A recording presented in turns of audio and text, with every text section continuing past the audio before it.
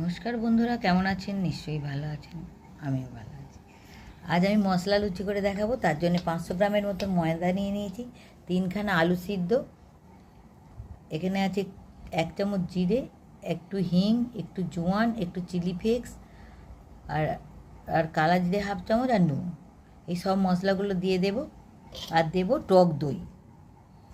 টক দই দেব 2 চামচ, টেবিল চামচের 2 চামচ, 1 চামচ।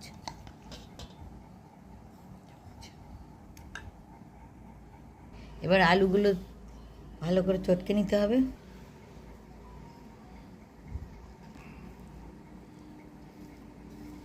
টক দই আলু দিয়ে আগে ময়দা রাখে। আর বলতে ভুলে গেছি, আর দেব রিফাইন তেল ময়ানের জন্য।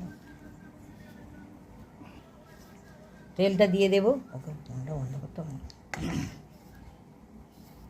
এতে যদি জল লাগে দিতে হবে, না লাগলে না দেওয়ালেও হবে। এবার সব মশলা নুন একসঙ্গে দিয়ে দেব।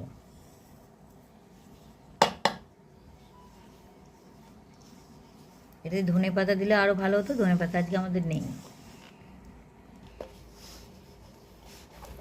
এরকমভাবে ডোটা করে নিতে হবে, ভালো করে ঠেসতে হবে, তবে সুন্দর লুচি হয়।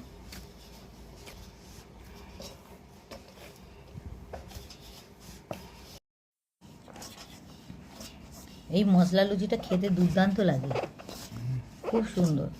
এরকম বানিয়ে খেলে আপনি টক দই দিয়েও খেতে পারেন, আবার তরকারি, আলুর দম, আলু চচ্চড়ি, মাংস কষা যা দিয়ে খাবেন তাতেই অপূর্ব সুন্দর লাগে মশলা লুচি। ডোটা হয়ে গেছে, এবার একটু হালকা তেল বুলিয়ে ওটা চাপা দিয়ে কিছুক্ষণ রেস্টে রাখতে হবে।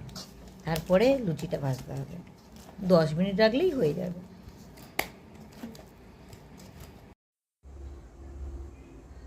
লুচিটা ভাজবো, মশলা লুচি। কড়া বসিয়ে দিয়েছি, তেল দিয়ে দেব। ডুবো তেলে লুচিটা ভাজতে হবে। তেলটা গরম হবে। তেলটা গরম হয়ে গেছে, লুচিটা বেলে নিয়েছি, লুচিটা ভেজে নেব।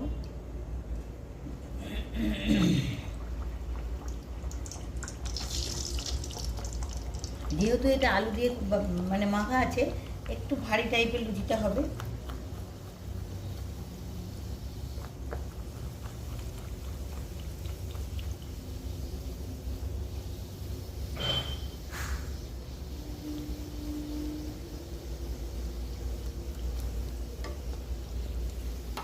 তেলটা একটু উপরে তুলে দিলে আরও সুন্দরভাবে ফুলবে। উল্টে দেব।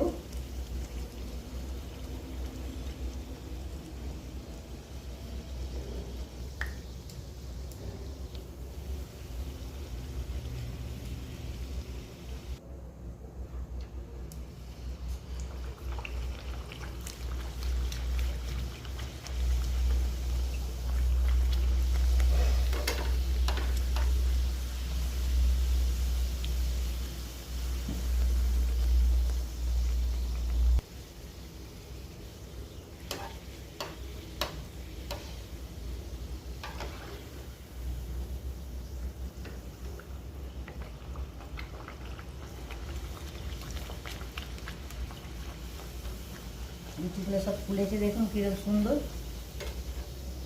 মশলা লুচি। অপূর্ব স্বাদের এই লুচিটা করে খেয়ে দেখবেন একবার।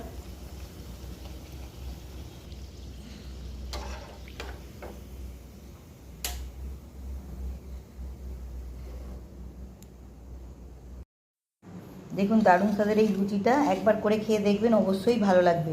টক দই দিয়ে একদম জমে যাবে।